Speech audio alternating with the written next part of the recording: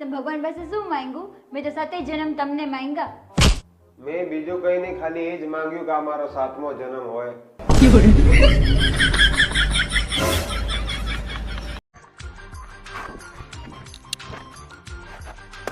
ઓય લ્યો આ કાગળ, હું તમને કહું ને ત્યારે વાંચજો. હું કામ?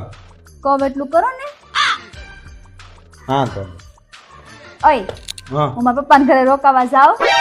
વાંચો હવે.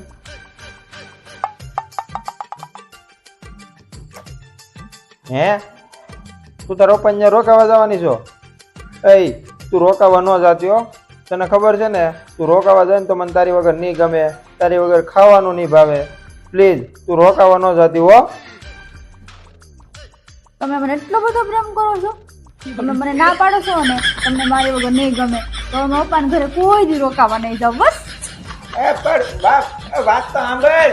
મેં ના નથી પાડી, એ તો કાગળમાં લખ્યું હતું.